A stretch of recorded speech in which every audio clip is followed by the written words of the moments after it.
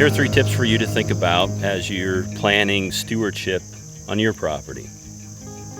You want to identify invasive species, and also a side note would be to be identifying any sorts of grapevines that might be inhibiting your property, but especially invasive species.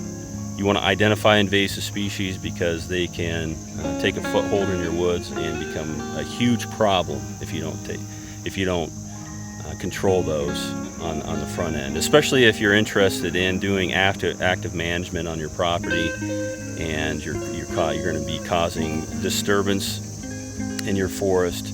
You're going to want to first have a very good understanding what types of invasive species are in there. Second is identify any trees that are beneficial for wildlife. Black gum, white oak, really any kind of oak. Flowering dogwoods, a variety of dogwoods, really. So identify trees that are beneficial for wildlife, because in doing that you're going to benefit the wildlife in your woods, but then you're also going to be encouraging diversity on the landscape when it comes to tree species.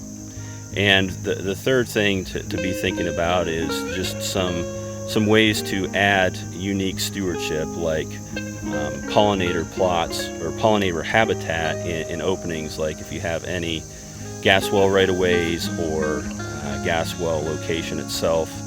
Those small areas, adding that unique site enhancement can be very beneficial for your woods.